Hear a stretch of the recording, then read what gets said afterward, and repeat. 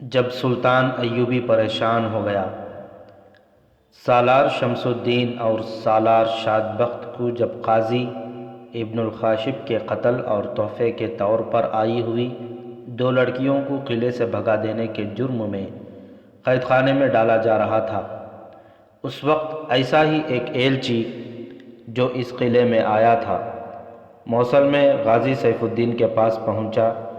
غازی safe الدین خلافت کے تحت موصل اور اس کے گرد و نواح کے علاقے کا گورنر مقرر کیا گیا، لیکن نور الدین زنگی کی وفات کے بعد اس نے اپنے آپ کو والی موصل کہلانا شروع کر دیا تھا۔ وہ سلطان صلاح الدین ایوبی کے خاندان کا ہی فرد تھا، مگر کردار اور ذہنیت کے لحاظ سے سلطان ایوبی کے الٹ تھا۔ موصل اسلامی سلطنت کا حصہ تھا، مگر سیف الدین وہاں کا آزاد حکمران بن گیا تھا اور سلطان ایوبی کے مخالفانہ محاذ میں شامل ہو گیا تھا۔ اس کا بھائی عز الدین تجربہ کار جرنیل تھا، فوج کی اعلیٰ کمانڈ اسی کے پاس تھی۔ سیف الدین چونکہ اپنے آپ کو بادشاہ سمجھتا تھا، اس لیے اس کی عادات بادشاہوں جیسی تھیں۔ اس نے حرم میں ملک ملک کی لڑکیاں اور ناچنے والیاں بھر رکھی تھیں۔ اس کا دوسرا شوق پرندے رکھنے کا تھا۔ جس طرح اس نے حرم میں ایک سے ایک خوبصورت لڑکی رکھی ہوئی تھی، اسی طرح اس نے رنگ برنگے پرندے بھی پنجروں میں بند رکھے تھے۔ اس کی ذاتی دلچسپیاں حرم اور پرندوں کے ساتھ تھیں۔ اسے اپنے بھائی عز الدین کی عسکری اہلیت پر اعتماد تھا اور اسے توقع تھی کہ وہ سلطان ایوبی کو شکست دے کر اپنی ریاست الگ بنائے رکھے گا۔ اس مقصد کے لیے اس نے ہیران کے قلعے دار گمشتگین کی طرح اور نام و نہاد سلطان الملک الصالح کی طرح اپنے پاس صلیبی مشیر رکھے ہوئے تھے، جنہوں نے اسے امید دلا رکھی تھی کہ سلطان ایوبی کے خلاف جنگ کی صورت میں صلیبی اسے جنگی مدد دے دیں گے۔ اس طرح سلطان ایوبی کے لیے صورت یہ پیدا ہو گئی تھی کہ مسلمانوں کی 3 فوجیں اس کے خلاف لڑنے کو تیار اور بارکاب تھیں، ایک حلب میں، دوسری ہیران میں اور تیسری موصل میں۔ یہ تو بڑے بڑے مسلمان حکمران اور امراء تھے، چھوٹے چھوٹے شیخ اور چھوٹی چھوٹی مسلمان ریاستوں کے نواب جن کی تعداد کا علم نہیں۔ ان 3 بڑے حکمرانوں کے حامی، ممد اور معاون تھے۔ انہوں نے ان تینوں کو فوجی اور مالی مدد دینے کا وعدہ کر رکھا تھا اور مدد دے بھی رہے تھے۔ انہیں کہا گیا تھا کہ اگر سلطان چھا گیا تو جس طرح اس نے شام اور مصر کا الحاق کر کے ایک سلطنت بنا لی ہے، اسی طرح وہ ہر ایک مسلمان ریاست کو اپنی سلطنت میں مدغم کر کے سب کو غلام بنا لے گا۔ وہ بظاہر متحد تھے، لیکن اندر سے پھٹے ہوئے تھے۔ وہ نہیں چاہتے تھے کہ ایک دوسرے سے کمزور رہیں۔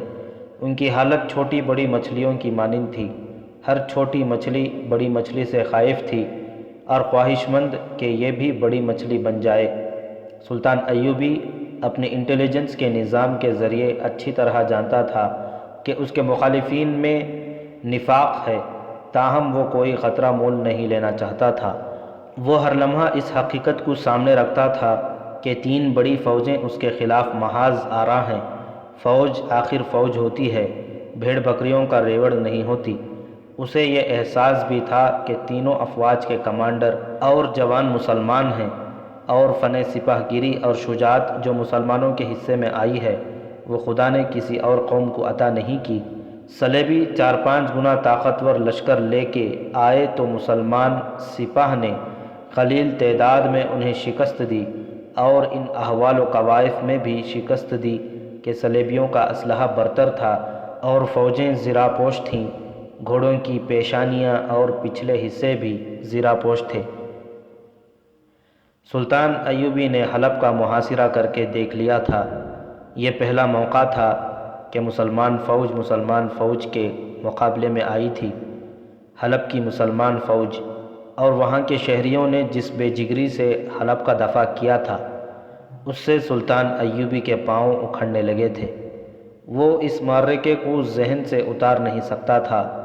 سلطان ایوبی پر یہ الزام عائد کیا گیا تھا کہ وہ مسلمانوں پر فوج کشی کر رہا ہے۔ یہ الزام عائد کرنے والے اسی عباسی خلافت کے حامی تھے جسے اس نے مصر میں معزول کیا تھا۔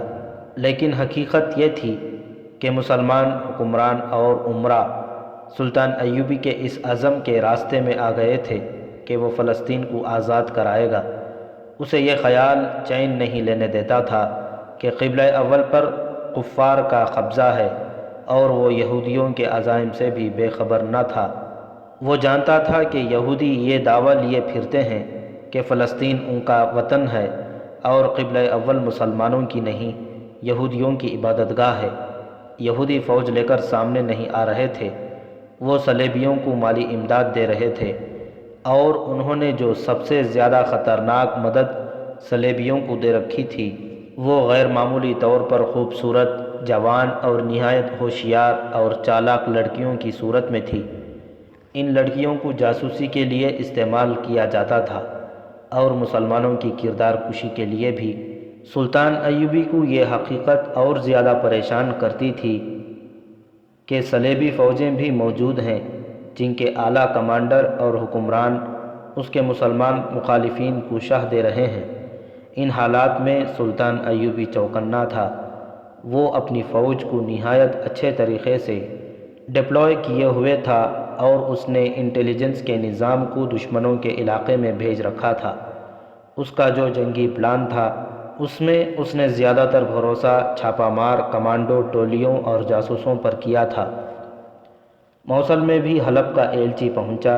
الملک الصالح اور اس کے درباری عمرا نے والی موصل کے لیے پیغام کے ساتھ جو تحفے بھیجے تھے ان میں اسی طرح کی 2 لڑکیاں تھیں جس طرح ہیران کے قلعےدار گمشتگین کو بھیجی گئی تھیں۔ ہیران میں تو وہ ہندوستانی جرنیلوں شمس الدین اور شادبخت نے ان لڑکیوں کو فرار کرا دیا، قاضی کو قتل کیا اور قید خانے میں بند ہو گئے تھے۔ لیکن موصل میں جو لڑکیاں گئیں انہیں وہاں کے والی سیف الدین نے بصر و چشم قبول کیا۔ اس کے حرم میں یہ نہایت دل نشین اضافہ تھا۔ حلب کے ایلچی نے وہی پیغام دیا جو گمشتگین کو دیا گیا تھا۔ وہ یہ تھا کہ صلیبی حلب والوں کو مدد کے معاملے میں دھوکہ دے چکے ہیں، اس لیے ان پر زیادہ بھروسہ نہیں کرنا چاہیے اور ان کی دوستی سے ہمیں دستبردار بھی نہیں ہونا چاہیے۔ ان سے مدد حاصل کرنے کا بہترین طریقہ یہ ہے کہ ہم آپس میں متحد ہو کر سلطان ایوبی پر حملہ کر دیں۔ وہ ارستان کے سلسلہ کوہ میں قرون ہمات کے سینگ کے مقام پر خیمہ زن ہے۔ ہم حملہ کریں گے تو صلیبی اس پر عقب سے حملہ کر دیں گے۔ اس پیغام میں ایک پلان بھی تھا جس میں کچھ اس قسم کی وضاحت کی گئی تھی کہ وہاں برف پگھل رہی ہے۔ جاسوسوں کی اطلاعات کے مطابق سلطان ایوبی کی مورچہ بندیاں برف کے بہتے پانی کی وجہ سے تہس نہس ہو گئی ہیں۔ ہم 3 فوجوں سے اسے انہی وادیوں میں محاصرے میں لے کر آسانی سے شکست دے سکتے ہیں۔ پیغام میں کہا گیا تھا کہ گمشتگین کو بھی پیغام بھیجا گیا ہے۔ امید ہے کہ وہ متحدہ محاذ میں اپنی فوج کو شامل کر دے گا۔ آپ سیف الدین بھی مزید وقت ضائع کیے بغیر اپنی فوج کو مشترکہ کمان میں لے آئیں تاکہ صلاح الدین ایوبی کو فیصلہ کن شکست دی جائے۔ سیف الدین نے پیغام ملتے ہی اپنے بھائی عز الدین کو، 2 سینئر جرنیلوں کو اور موصل کے ایک نامی گرامی خطیب ابن المخدوم کو بلایا۔ سب آ گئے تو اس نے ایلچی کا یہ پیغام سب کو سنا کر کہا، آپ سب میرے اس فیصلے اور ارادے سے اچھی طرح آگاہ ہیں کہ میں صلاح الدین ایوبی کی اطاعت قبول نہیں کروں گا۔ میری رگوں میں بھی وہی خون ہے جو اس کی رگوں میں ہے۔ آپ لوگ مجھے یہ مشورہ دیں کہ میں فوری طور پر اپنی فوج مشترکہ کمان میں دے دوں یا نہیں۔ میرا ارادہ یہ ہے کہ ہماری فوج ظاہری طور پر مشترکہ کمان میں رہے، لیکن آپ لوگ اسے الگ تھلگ لڑائیں تاکہ جو علاقہ ہماری فوج فتح کرے اس کا مالک میرے سوا اور کوئی نہ بن سکے۔ ایک سالار نے کہا، آپ نے جو فیصلہ کیا ہے اس سے بہتر کوئی اور فیصلہ نہیں ہو سکتا۔ آپ کے ارادے اتنے بلند ہیں جو کسی اور کے نہیں ہو سکتے۔ صلاح الدین ایوبی صلیبیوں اور سوڈانیوں کو شکست دے سکتا ہے، ہمیں نہیں۔ دوسرے سالار نے کہا، آپ اپنی فوج متحدہ محاذ میں شامل کر دیں لیکن کمان اپنے ہاتھ میں رکھیں۔ ہم اپنی فوج کو اس طرح لڑائیں گے کہ ہماری کامیابیاں حلب اور ہیران کی فوج سے الگ تھلگ نظر آئیں گی۔ ہم آپ کے حکم پر جانیں قربان کر دیں گے۔ شہنشاہ موصل پہلے سالار نے کہا، ہم آپ کو اس سلطنت اسلامیہ کا شہنشاہ بنائیں گے جس کے خواب صلاح الدین ایوبی دیکھ رہا ہے۔ صلاح الدین ایوبی کا سر کاٹ کر آپ کے قدموں میں رکھوں گا۔ دوسرے نے کہا، اس کی فوج ارستان کی وادیوں سے زندہ نہیں نکل سکے گی۔ آپ فوری طور پر کوچ کا حکم دیں، فوج تیار ہے۔ دونوں سالار ایک دوسرے سے بڑھ چڑھ کر اپنی وفاداری اور ایثار کا اظہار کر رہے تھے۔ عز الدین خاموش بیٹھا اپنی باری کا انتظار کر رہا تھا، اور خطیب ابن المخدوم کبھی ان سالاروں کو اور کبھی سیف الدین کو دیکھتا اور سر جھکا لیتا تھا۔ عز الدین، تمہارا کیا خیال ہے؟ سیف الدین نے اپنے بھائی سے پوچھا۔ مجھے آپ کے اس فیصلے سے اتفاق ہے کہ ہمیں سلطان صلاح الدین ایوبی کے خلاف لڑنا ہے، عز الدین نے کہا، لیکن ہمارے سالاروں کو اس قسم کی جذباتی باتیں زیب نہیں دیتی جیسی ان دونوں نے کی ہیں۔ صرف یہ کہہ دینے سے کہ ایوبی صلیبیوں اور سوڈانیوں کو شکست دے سکتا ہے، ہمیں نہیں، ایوبی کو شکست نہیں دی جا سکتی۔ میں یہ کہوں گا کہ جس نے کم تعداد میں صلیبیوں کے کئی گنا زیادہ فوج کو شکست دی ہے، وہ آپ کو بھی شکست دے سکتا ہے۔ جس نے صحرائی فوج برفانی وادیوں میں لڑا کر 4 قلعے فتح کر لیے ہیں اور ریمانڈ کی فوج کو پسپا ہونے پر مجبور کیا ہے، وہ برف پگھل جانے کے بعد زیادہ اچھی طرح لڑے گا۔ ہمیں کسی خوش فہمی میں مبتلا نہیں ہونا چاہیے، دشمن کو کمتر نہیں سمجھنا چاہیے۔ آپ یہ سوچیں کہ وہ حالات کیسے ہیں جن میں آپ کو لڑنا ہے، اس میدان کی بات کریں جہاں آپ لڑیں گے، اور اس دشمن کے فوج کی بات کریں جو آپ کے مقابل ہے۔ عز الدین نے سلطان ایوبی کی فوج کی خوبیاں بیان کیں، پھر سلطان ایوبی کے لڑنے کے طریقے بیان کیے، اور جس میدان میں لڑائی متوقع تھی اس کے کوائف پر روشنی ڈال کر کہا، برف پگھل رہی ہے اور بہار کی بارشیں اس سال تاخیر سے برس رہی ہیں۔ صلاح الدین ایوبی کی فوج خیموں میں ہے، لیکن گھوڑوں کو خیموں میں نہیں رکھا جا سکتا۔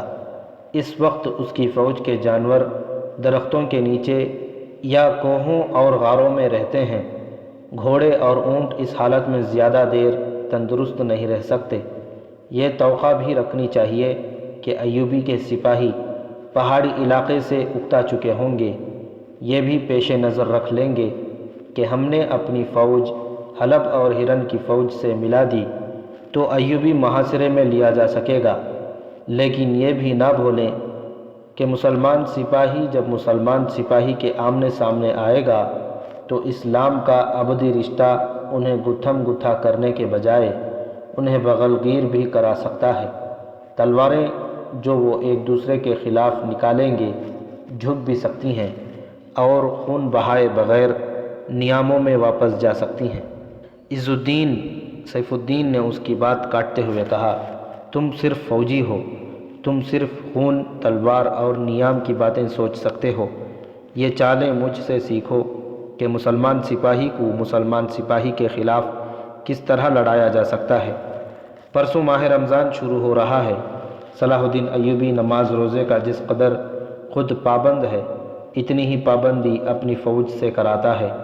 اس کی تمام فوج روزے سے ہوگی۔ ہم اپنی فوج سے کہہ دیں گے کہ جنگ میں روزے کی کوئی پابندی نہیں۔ محترم خطیب تمہارے پاس بیٹھے ہیں، میں ان کی جانب سے اعلان کرا دوں گا کہ جنگ میں روزے معاف ہیں۔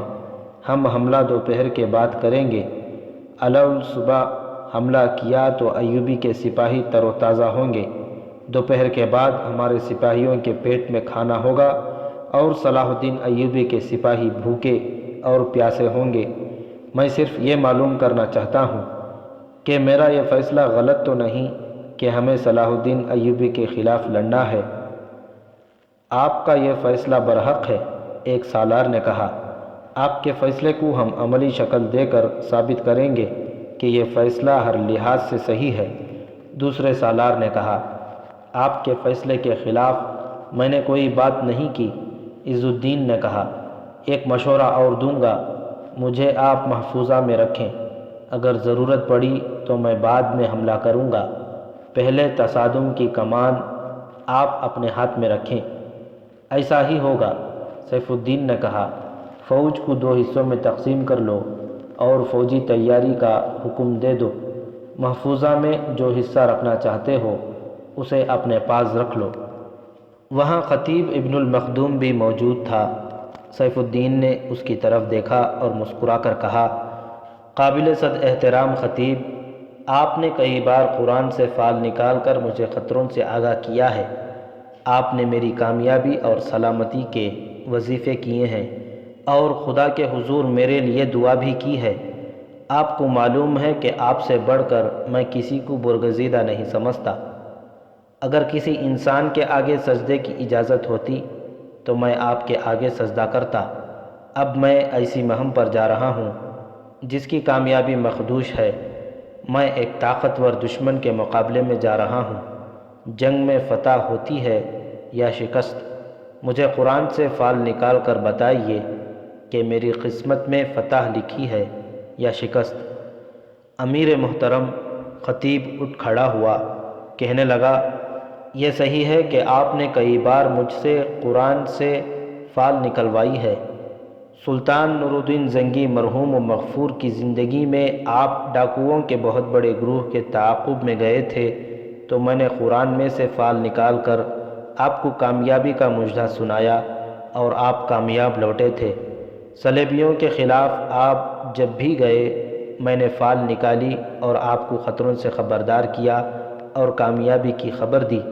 اللہ کا شکر کہ میری نکالی ہوئی ہر فال صحیح نکلی۔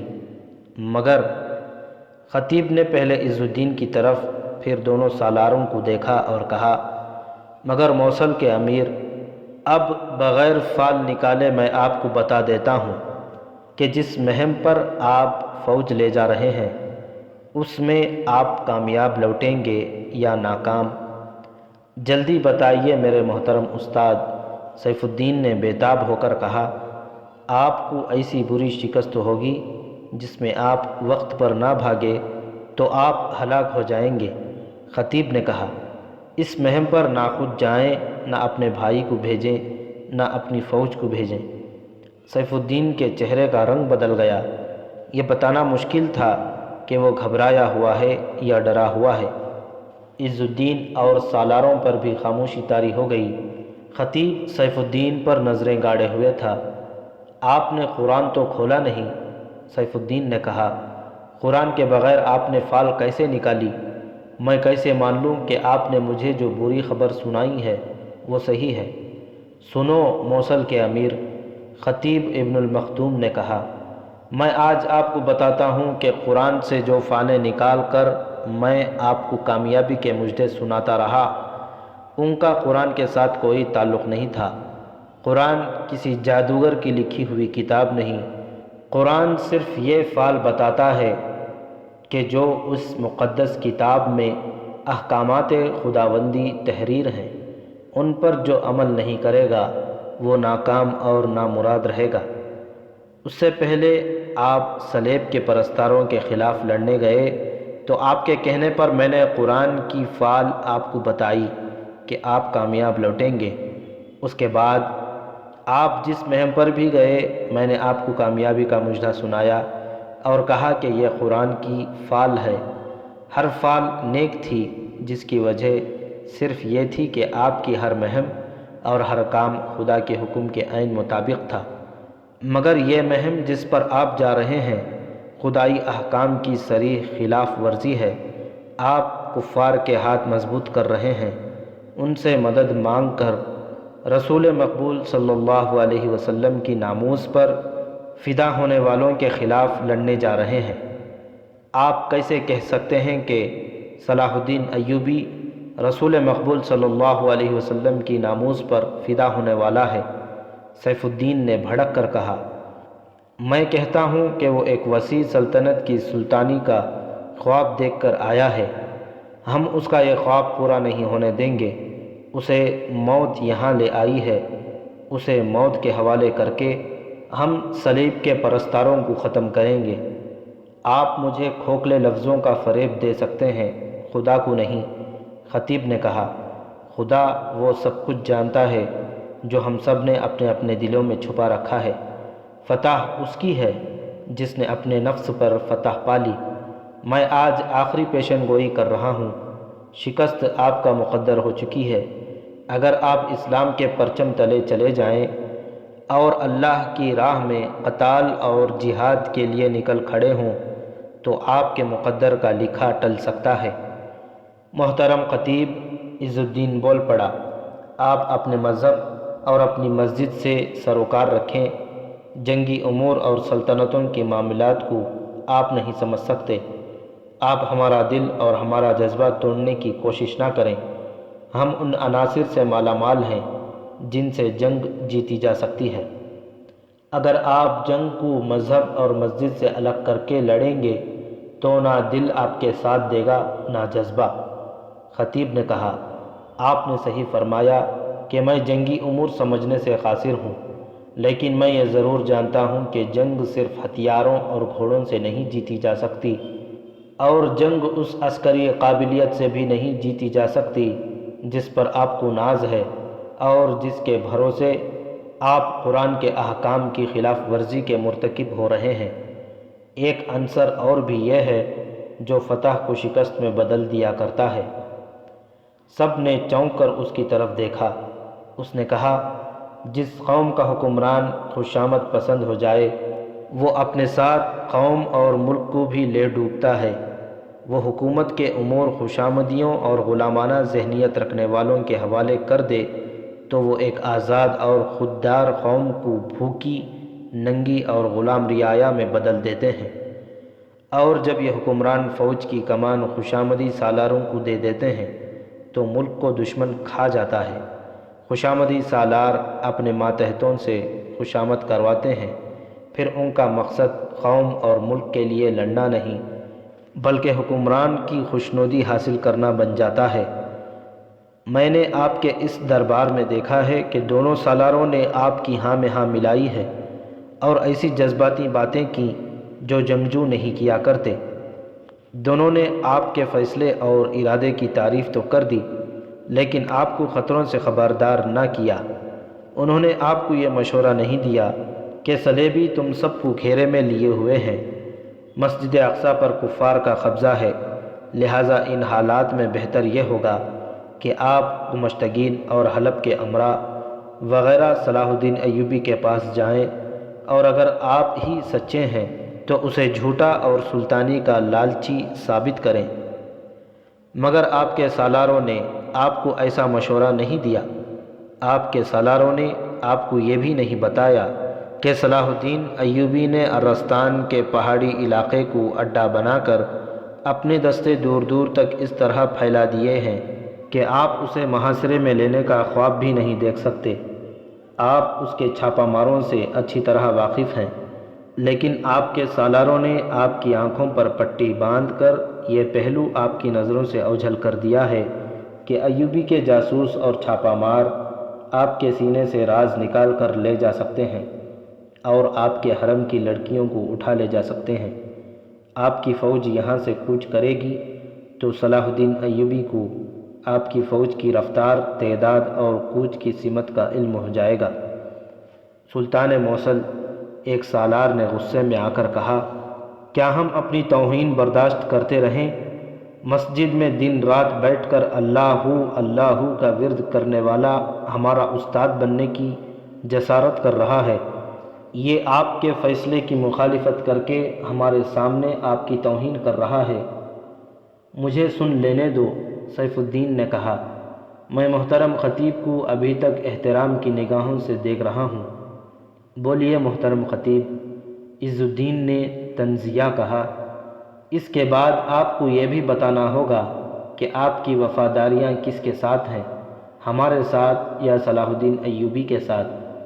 میری وفاداریاں اللہ اور اس کے رسول صلی اللہ علیہ وسلم کے ساتھ ہیں۔ خطیب نے عز الدین سے کہا، میں آپ کی تعریف اتنی سی کروں گا کہ آپ نے اپنے بھائی کو دو چار باتیں تو حقیقت کے رنگ میں بتائی ہیں، باقی آپ نے بھی دماغ اور آنکھیں بند کر کے بات کی ہے۔ عماد الدین بھی تو آپ کا بھائی ہے، کبھی سوچا آپ نے کہ وہ صلاح الدین ایوبی کا دوست کیوں ہے اور آپ کی حمایت کے لیے کیوں نہیں آتا؟ آپ ہمارے خاندانی معاملات میں دخل نہ دیں۔ عز الدین نے کہا، آپ دراصل ہم پر یہ ثابت کرنا چاہتے ہیں کہ سلطان صلاح الدین ایوبی خدا کا بھیجا ہوا پیغمبر ہے اور ہم سب کو اس کے آگے سجدے کرنے چاہیے۔ آپ کو صرف یہ کہا گیا تھا کہ قرآن سے فال نکال کر بتائیں کہ ہماری یہ مہم کامیاب رہے گی یا ناکام۔ قرآن اپنا حکم صادر کر چکا ہے۔ خطیب نے آواز میں جوش پیدا کرتے ہوئے کہا، اب میں آپ کے سامنے حقیقت پوری طرح بے نقاب کرتا ہوں۔ صلاح الدین ایوبی خدا کا بھیجا ہوا پیغمبر نہیں، وہ ایک طوفان ہے، ایک سیلاب ہے جو کفر کو گھاس کی سوکھی ہوئی پتیوں کی طرح بہا لے جانے کے لیے دمشق سے اٹھا ہے۔ آپ سب درخت سے ٹوٹ کر گری ہوئی ٹہنیاں ہیں، آپ کے پتے مرجھا رہے ہیں جو جھڑ کر اس طوفان کے ساتھ غائب ہو جائیں گے۔ ایوبی نے آپ پر چڑھائی نہیں کی، آپ اس کے راستے میں آ گئے ہیں۔ آپ کا حشر وہی ہوگا جو سیلاب کے راستے میں آنے والوں کا ہوتا ہے۔ خطیب، سیف الدین نے گرج کر کہا، میرے دل سے اپنا احترام نہ نکالو۔ تم سیف الدین، خطیب نے بارواب آواز میں کہا، تم زمین کے اس ذرہ سے خطے کے بادشاہ ہو، ڈرو اس ذات سے جو دونوں جہاں کا بادشاہ ہے۔ میرا احترام نہ کرو، میرے منہ پر تھوک دو، مگر اپنے رسول صلی اللہ علیہ وسلم کے راستے سے نہ ہٹو۔ تم پر بادشاہی کا نشہ طاری ہے۔ ان بے وقار سالاروں نے اور تمہاری حکومت کے عہدیداروں نے تمہیں خوش رکھنے کے لیے تمہیں بادشاہ بنا ڈالا ہے۔ تم نہیں سمجھتے کہ یہ محض خوشامد ہے اور تم بادشاہ نہیں ہو۔ تم نہیں جانتے کہ یہ باوقار خوشامدی تمہارے دشمن ہیں، اپنی قوم کے اور اپنے ملک کے دشمن ہیں۔ تم پر زوال آئے گا تو یہ تمہیں پہچاننے سے بھی انکار کر دیں گے اور اس کے پاپوش چاٹیں گے جو تمہاری گدی پر بیٹھے گا۔ مجھے غصے سے نہ دیکھ سیف الدین، اپنا گھر دوزخ میں نہ بنا۔ تاریخ سے عبرت حاصل کر۔ ان غلاموں کی ذہنیت والوں نے ایک سے ایک جابر بادشاہ کو گدا کیا ہے۔ تاریخ بتاتی ہے کہ یہ ہوتا آیا ہے اور ہوتا رہے گا۔ افسوس اس پر ہے کہ رسول مقبول صلی اللہ علیہ وسلم کی امت بھی اس تباہی کے راستے میں چل پڑی ہے۔ تیرے جیسے بادشاہ امت رسول اللہ صلی اللہ علیہ وسلم کو تاریخ کی نظروں سے اوجھل کر کے ہی دم لیں گے۔ لے جاؤ اسے یہاں سے۔ سیف الدین غصے سی کانپتی ہوئی آواز میں گرجا، اسے وہاں بند کرو جہاں سے اس کی آواز میرے کانوں تک نہ پہنچ سکے۔ ایک سالار کے پکارنے پر 2 باڈی گارڈز اندر آئے۔ انہیں حکم دیا گیا کہ خطیب کو قید خانے میں لے جائیں۔ اسے جب دونوں بازوؤں سے پکڑ کر لے جا رہے تھے تو سیف الدین کو اس کی آوازیں سنائی دیتی رہیں۔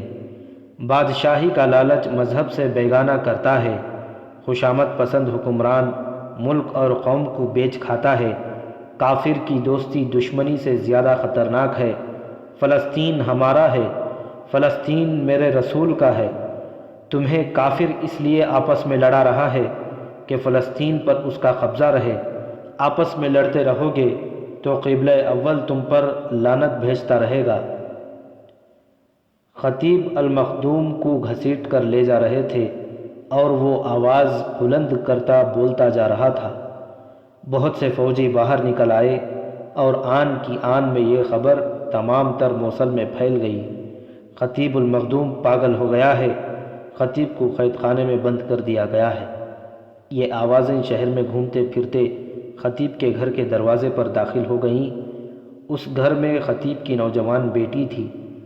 اس گھر میں یہی 2 افراد تھے، یہ لڑکی اور اس کا باپ خطیب۔ خطیب کی یہ واحد اولاد تھی، اس کی بیوی عرصہ گزر گئی تھی۔ خطیب نے دوسری شادی نہیں کی تھی۔ وہ اس بیٹی کے سہارے جی رہا تھا اور بیٹی اس کی خاطر زندہ تھی۔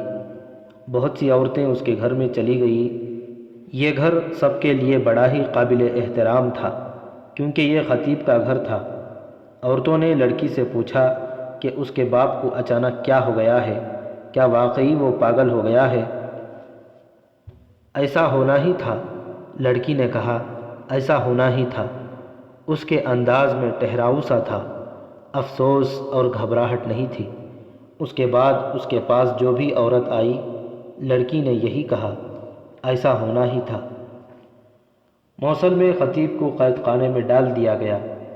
ہیران میں 2 سالاروں شمس الدین اور شاد بخت کو گمشتگین کے قید خانے میں ڈال دیا تھا۔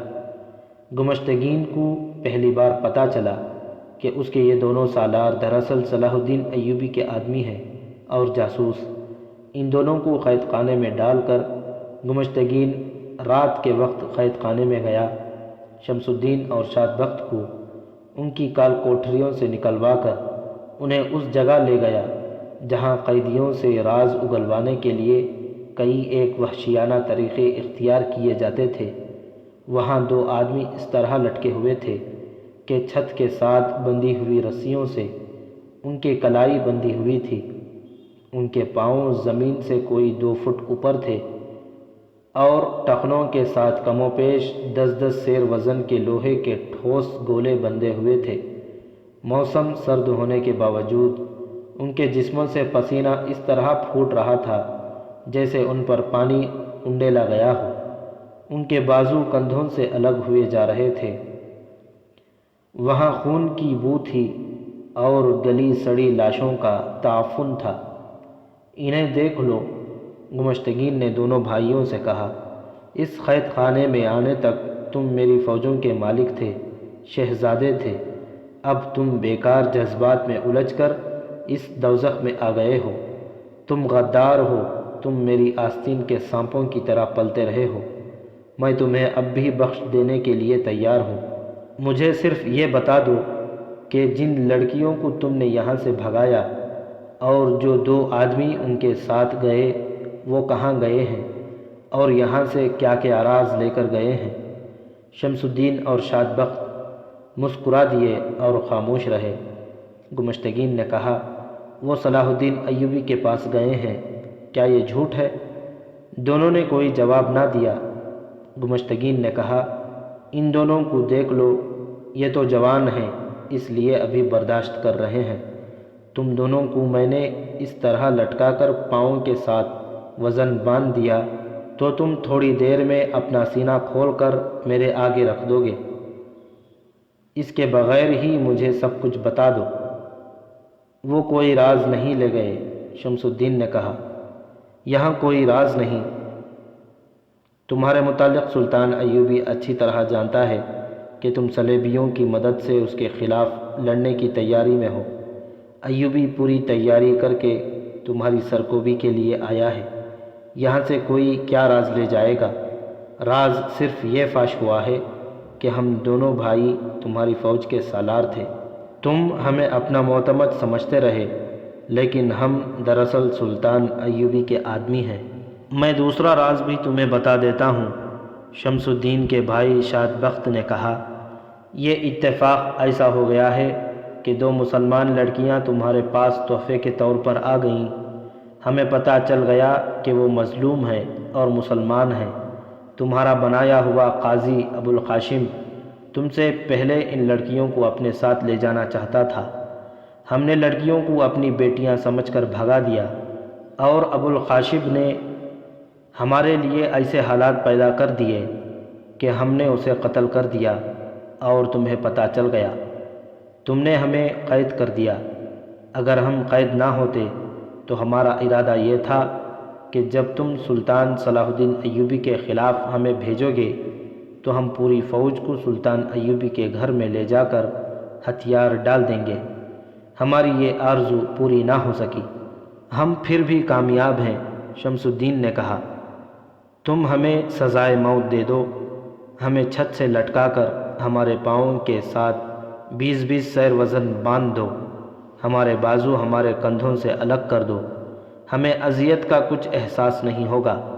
اللہ کی راہ پر چلنے والوں کے لیے تیر پھول بن جاتے ہیں، جسم فنا ہو جاتے ہیں، روحیں نہیں مرا کرتیں۔ اللہ کی راہ میں قربان ہونے والوں کی روحیں اللہ کو عزیز ہوتی ہیں۔